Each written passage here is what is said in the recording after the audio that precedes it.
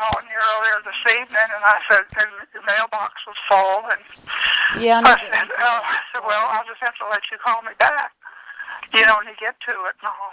Well, I hope it's not too late for me. Oh, no, it's not too late.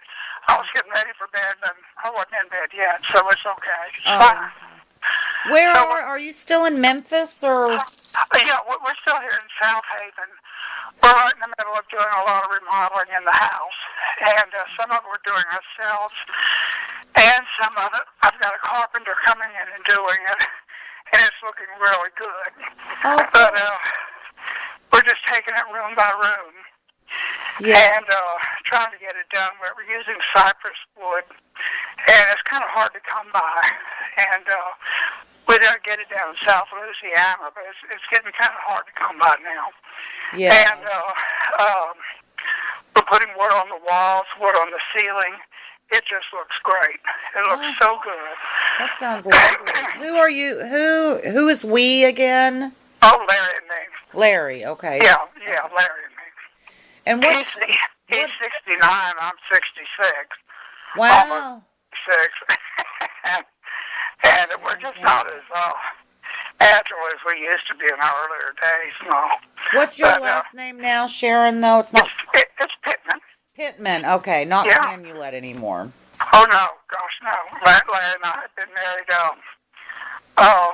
this past February was 46 years. Wow. Congratulations. Well, thank you. And, we just had the one daughter, Sandra. Yeah. And she's up in Chicago with her husband, and she has one child. Yeah. Oh. And they're doing real good up there. She came down last week. Oh. I had they thought I might have had some blockage in my heart, but it turns out that wasn't the case. Oh, thank God. They go up through your groin and into your heart. Ugh. And look around, you're kind of more asleep than awake. But he was 90%. He's one of the best cardiologists in Memphis, and he said, I'm 90% sure you're having some blockage. And it was all clear. And, boy, what a relief, you know. What were your symptoms? Well, I would be out of breath. Mm-hmm. And I'd be real tired and weak. And there's a lot of different things that can cause that. Okay. And but fortunately, it wasn't my heart. I've been to some other doctors and all, and everything's coming out okay. Okay. I'd had a knee replacement back in April, and it left me. It's hard to get around. I'm still having a little trouble with it. Certainly they've checked your lungs. Oh yeah. I went to my pulmonologist. I went to my endocrinologist, all the ologists, All the ologists. Yeah. Yes. And so, what are you guys up to? Well, Sharon, I'm calling because I'm going through all these old slides of the family. Yeah. Which I found a couple of you guys. There's a lot of them missing. I think Jeff Watts might have the other half of them or something. But I'm just kind of getting ready. It's a 100-year anniversary for the cabin next year. Oh, my goodness. And I just was calling to just get some history from you and what you remember about the family and Ark City and Clyde Boggs and the cabin and all that stuff. Okay. Now, we didn't go up to Colorado that often. Right. I can only remember being up there twice, once in 1961. Yeah. And once before that, I was 5, so it must have been 1954. I can remember both of the trips fairly well. Of course, the one when I was 5, not as well. But I know we had a blast up there. We were staying in Tom Powell's cabins, his dry cabins out there. Oh, yeah. And that was in 54. And then in 61, I think who we stayed with? Was it Elizabeth? Or Louise. I forget which one we were staying with. But gosh, we had a great time. A lot of fun. Well, your mom was Celia Jane, right? Right. Okay. Right. So, and I have some slides of in that era of 54 of my grandma and Andy and Jeff And maybe you guys were there at Tom Powell's. Okay, yeah. Yeah, that was in 54. Before the cabins were built, because they were built in 57 and then finished in 58. Right. So what all do you remember about Tom Powell's and... Okay, well, Tom Powell, he and his wife were just lovely people. And I remember we did some horseback riding out there, and Edna and Lewis were staying in one cabin, and we were in another. And they were playing cards or something, and us kids, Jane and me, and I guess Andy and Jeff, I think. We got out there. We were running from cabin to cabin in this huge rainstorm. We were having the best time. We were just soaking wet, but we were having so much fun, out there like that. Yeah. But I remember Andy, I forget who Andy was with, but they climbed Hogsback Mountain. Yes. And then I remember being with my dad and a black man that worked for my dad, Leo. Leo. Had come with us. And what was your dad's name? Dubby. Dubby. His nickname was Dubby. He was Andrew David Canulette, Jr. Celia, Jane, and Dubby. Yeah. Yeah, and we were climbing Hogsback Mountain. Well, I was 5 years old. I was in great shape. I was just trucking right along. Leo and Daddy had to stop every few steps. All this. And I was ready to go on. I'd take a few more steps. Daddy said, no, wait, you've got to rest. Oh, no. Me that had to rest. It was them, But it was just a wonderful time up there. And I remember going, when the cabins were built, we were there in 61. And, of course, there had been a country club over on the next lot. And I remember Jane and I would go over there. It burned down. And we were just looking around. Wait a minute. What? A country club on the next lot? What do you mean? Yeah. It was just right. It was just right near where the new cabins are. Like it was on the property? It was on a piece of property. It had burned down a long time before, I think in the 30s or 40s. Okay, yeah, it was like the old lodge or the old, something like that. Okay, gotcha. But Jane and I went over there. I remember Aunt Louisa told us, I think it was Aunt Louisa told us that people would find all kinds of things over there. Well, we went over there, and Jane found an 1893 nickel. Ooh. And I found it was some sort of a watch chain. It had a piece of amethyst, a teardrop-shaped piece of amethyst. It was fairly good size, about as long as, maybe not as long as my little finger, but it was attached. The chain was broken, but it was obviously gold because it was more buried than not, and it wasn't tarnished. And, oh gosh, I lost it years and years ago. Oh, but, that's too bad. Oh, but it was just wonderful. It was a treasure hunt over there is what it was, Yeah, we used to go hunt for Indian heads, I remember, when we were little. Yeah. And, it was so much fun. But we had just a great time over there. Was Zan and I up there by any chance in 1961? No. Okay. No, I don't remember seeing you all there. We were there with, I don't think there were any other kids there except us. Okay. The 4 Canulette kids. And, which the names of the 4 Canulette kids are? Okay, all right, I'm Sharon Lee. Yes. And then Jane is Celia Jane. Okay. And then Andrea was Andrea Naomi. And then Drew was named after Dad. He was Andrew David. Okay. Canulette the third. Gotcha. Yeah. And, I'll tell you a story about Drew. Back here in 2010, this may be of interest to you. Drew is a sound engineer. Yeah. And he has his own company out in Portland, Dogfish Sound. Yes. In 2010, he was nominated for an Emmy. I know. I keep in touch with Drew on the Facebook. Okay. All right. Well, Anyhow, of course, he didn't win, but what a thrill. Well, and I told him after, when he was nominated, I said, boy, is your business going to boom now? And he said, oh, no, you're only as good as your last movie. Yeah. And, true. And I said, you watch and see. When Portland finds out you're an Emmy nominee, you're going to have more business than you can handle. Where he does. Yeah. Generally, he does very well. He's very busy. And, he's pretty busy most of the time.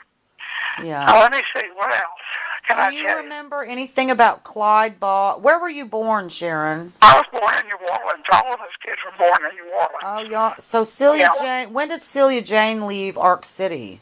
Well, she went to school, high school, and 2 years of college at Gulf Park. Okay. And that's where she met Dad, through my dad's sister, Dottie. Oh, Dottie my was mom also went down there for 2 years. Yeah, that's right. She was down there too. It was just the three of us that went. It was myself, my mother, and your mother as well. Oh, you went there too? Oh, yeah, wow, that's so cool. I didn't know that. I just went there for 1 year, but I think I thought I was having too good a time. So was it a finishing school? No, I didn't finish school. No. Was it a finishing school? Yes. Okay. Basically, that's what it was. Not as much, I don't think, as it used to be. Gulf Park closed down in 1971. Okay. And they'd been struggling financially for just ages, and everything. But when Katrina came through, it hit the coast really, really hard. Yeah. And, of course, Gulf Park was right on the coast. Yeah. But surprisingly, I was afraid that the big tree had gone down, but it hadn't. What my husband did right after Katrina, I think it was about the day after or 2 days after, somebody was in a plane and took an aerial photograph from the coast there, from Biloxi, all the way into New Orleans it was a marina where a friend of mine kept his yacht. Yeah. And that was Rick Howard, where Rick Howard kept his yacht there. His yacht came through, but almost everything else, there was a huge marina, almost everything else was destroyed. Wow. His yacht was in an undercovered area. Yeah. And he had a captain come in and tie his boat down, and it survived. Did the tree survived, correct? Yes, the tree survived, but it was completely denuded of leaves and everything, but it survived. All the major buildings survived on the campus, including Harding Hall, the not the cafeteria, but the dining hall, Lloyd Hall, and Elizabeth Hall. They all survived. Some of them had minor damage, but they took a direct hit. But yet they all survived. And so your mom met Dubby there? Yes, through my dad's sister, Dottie, who was also at Gulf Park. Okay. And then what happened after that with them? Okay. Well, they got married. Well, yeah. But, I mean, when did they move and all that? Well, they married in 1939. Mother had graduated from Gulf Park. She was up at KU, and Daddy was making practically weekend trips up there about every weekend, for a date. And they got married in December of 1939. And then Mother died Christmas Day, 1992. Oh. 91. And then 9 months later, Daddy died on my birthday. Aww. So I was kind of feeling a little bit picked on that year. Well, yeah. I bet they loved each other so much. You know how couples. Oh yeah, they did. They stayed together. They were married. Let's see, from 39 to 92. Wow, that's a long time. 89, so 53 years. Yeah. They were married December 28th. The mother died on the 25th, just a few days shy of their 53rd anniversary. So did Celia Jane just stay in Gulfport with him? No, they didn't live in Gulfport. They lived in Slidell, Louisiana, which was between New Orleans and Gulfport. Okay, so she never went back to Ark City, basically. No. Well, she was up there for one semester at KU, and then they married. Okay. And they lived in Slidell down there. Do you, Sharon, I just heard a story that Zan and I have different fathers. Yes. Do you know anything about that? No, but I can remember.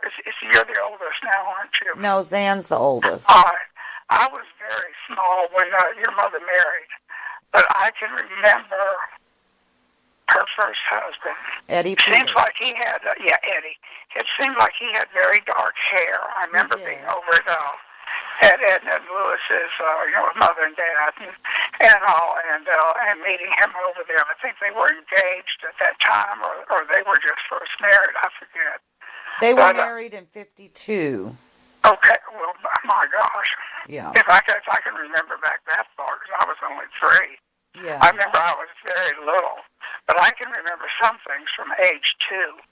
But she got pregnant with Zan in October of 58.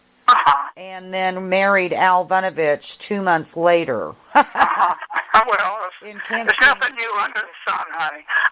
Right, it's not. It's not a big deal. We're just trying to find out who Zan's father might be. I don't think I met him. I may have, but I'm not sure. Well, we don't know who her father is. Well, it was Vunovich, wasn't it? Well, that's what we've grown up thinking, but my mother confessed to a family friend back in 1988, and he just told me. All right, now wait a second. Who is your father? My father supposedly is Al Vunovich. Okay. And that's who we thought Zan's father was. But now come to find out that mother was pregnant with someone else's baby when she married Al Vunovich. So I don't know if it was Eddie Peters. Do you know why Mom divorced Eddie Peters? No. Okay. No. I wasn't made aware of a lot of things of that nature. Right. You may call Karen Pearson. Yeah. That was, and ask Karen. Karen may remember. Because they were right there in Ark City.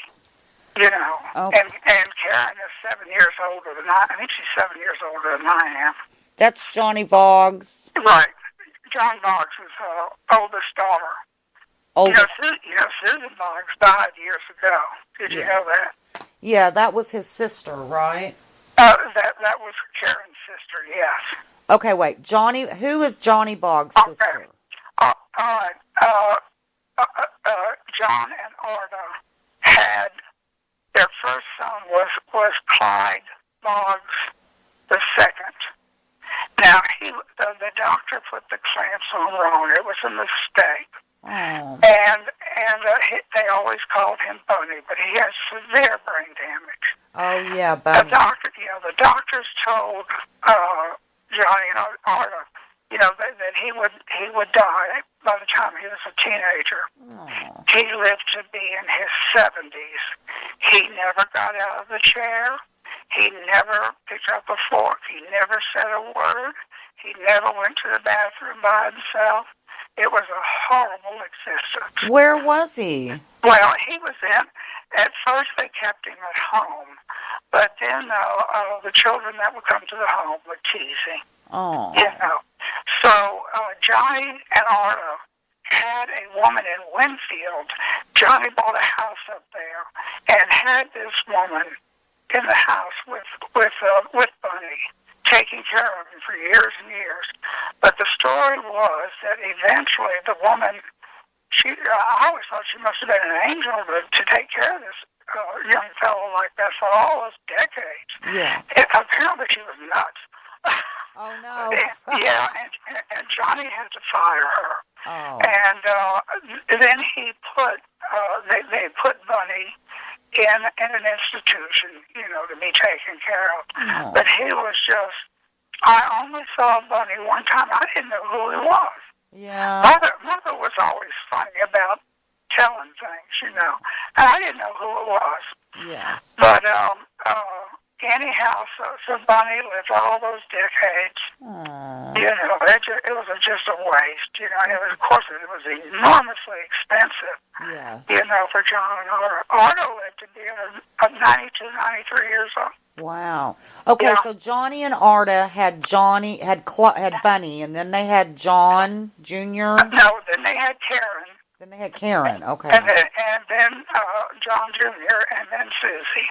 Okay, so Karen's still alive, but Susie has since passed. Yeah, Karen and Johnny. Yeah, I just talked to Johnny today. Yeah. Are still alive. I talked to Karen a couple of years ago. I was trying to get some family information. I'll get to that here later because you're going to be stunned by what I'm going to tell you. Yeah. But anyhow, so go ahead. I'll help you as much as I can, you know. But really, Karen and Johnny would be more knowledgeable than I would because they're older, because they lived in Arkansas City. Yeah, I've been talking to Johnny, so I was just getting your brain cells, your experiences. Did Johnny's wife pass on? I know she had Alzheimer's. I don't think so. I think they've moved down to like San Antonio, I think. Johnny Box is in San Antonio? Yeah, somewhere down there. Oh, I didn't know there. To be I close. thought they were in Pawhuska. Well, they were for years and years. Uh-huh. But they've moved down there, I don't know, within the past, like 5 years maybe or something. I'll have to ask him for sure on that. But to be closer to maybe her family or... Oh, I see. Okay. I couldn't imagine what relatives we had to say in San Antonio. Yeah, I think it's her side of the family. Yeah, okay. So Celia, Jane, and Debbie went to Slidell. Right. And then where did they go from there? Then in '63 they moved to Oregon, to the Portland area there. Okay. And then Dad retired in 80. When did Daddy retire? 86, 87. And then they moved to McMinnville, Oregon, to be closer to Andrea. McMinnville, Oregon. Okay, yeah. Right. I guess that's why Drew's up there then. Well, Drew's always been up there. See, he was just a little boy when we moved up there. That's all he's ever really known. Okay. Was Oregon. And where's Jane? Janie? Jane is in Fort Collins, Colorado. Do you talk to her? No. Jane's real hard to get along with. I remember trying to get in touch with her years ago. Do you still have a number on her? No, I don't. Okay. Drew probably does. Okay. But I think she was, she had to retire years ago. And anyhow, I think she and her, Jane's lesbian. Yeah. And she and her friend, her partner, whatever. Yeah. I thought they were in the Puget Sound on a yacht up there. Oh, wow. Just cruising around or something, a sailboat, something or another. Who has MS? Who is that? That's Andrea. Andrea's had MS for years. Now Where is she? She's in McMinnville. She and Ed divorced years ago. Okay. And but they her son takes care of her part time. Yeah. And another person, not family, comes in to take care of her. How's she doing? Bedridden. She's bedridden. She's bedridden. Okay. Right. God dang. Yeah, I think Drew says she takes medical marijuana. Of course, she smoked marijuana before she got sick. Right. Right. That's okay. And some OxyContin. Now, I don't know what else, but she's pretty well bedridden. Okay. Well, I'll call Drew and see if she's able to talk or not. Yeah. All right. Now, what I'm going to tell... Well, I don't know. Have you got any more questions you want to ask me? I think that was it for now. Okay. All right. Now, let me tell you what I have discovered. Okay. With the family. Of course, I'm Mother's first daughter. Mother was Clyde's youngest daughter. Yes. I remember my father always saying about Clyde Clyde seems to know where the oil is. Yes. Guess what? He did. Yeah. And I'll tell you how I know. Okay. Because now when I went through menopause, things changed. I suddenly knew things that I shouldn't know. Yes. In other words, I'm highly intuitive. Yes. On a scale of 1 to 10, most people are 1 or 2. I'm probably a 5, 6, or 7. Wow. So is my daughter and our granddaughter. Yeah. Has shown remarkable intuitive abilities. But it's been difficult for me. My daughter, Sandra, says she's always been doing it. And I said, well, you never told me that. And she said, yeah, Mother, but I had a couple things happen when I was younger. But, I just dismissed it. There's no such thing as ghosts, right? Right. Don't believe it. There is. I believe in ghosts. Well, go back to Clyde. Hurry. Okay. Well, anyhow, Mother never. So it came from Clyde. Yes. Is where it came from. Yes. Now, Mother never said anything about being intuitive. Mm-hmm. She was a difficult woman, and she never said anything about that. Now, the reason I think she didn't, who would have believed it in the 30s, 40s, and 50s? Nobody would have thought she was nuts. Do you mean kind of like psychic? I mean, give me, yes. Because I have those tendencies too. All right. Tell me a little bit about more defining of what you mean. Okay. The first real instance that happened, it comes to me in different ways. Mm-hmm. Sometimes I'll just open my mouth and it just comes out. Other times I'll have a dream. Uh-huh. I am what they call clairaudient as well. Okay. Clairaudient means that you hear voice. You'll hear a voice. Okay. And I thought, I am fucking nuts. I said, and I went to a counselor, and I said, I think I'm crazy, but what they told me is the truth. What they told me was, I was sitting at my computer, and I was doing some work on the stock, and all of a sudden, it's like a radio going off in your head. Yes. And they just said, James Arness is dead. Okay. And I thought there was somebody in the room with me. It was just dead quiet in the house. And I thought, what the hell is going on? I said, James Arness is dead. His brother died a year and a half ago. This was several years ago. Yes. Well, that was in the morning. It must have been between 9 and 10 o'clock Central Time. And there was nothing on the TV. But I was running some errands that afternoon about 1:30, 2 o'clock, and it came on the radio. I about ran off the road. James Arness had died. Wow. So you think Clyde just intuitively knew where the oil was? Yes. Okay. Daddy, that's what clued me in. Daddy always said he seemed to have the Midas touch. He seemed to know where the oil was. Yes. He probably did. Oh, yeah. He probably did. Now, Mother must have had it in her. Yes. But she never said anything about it. If she said anything to Daddy, I would have been surprised. Yes. But, I really thought I was crazy there for a while until I went to that counselor. I said, I'm hearing things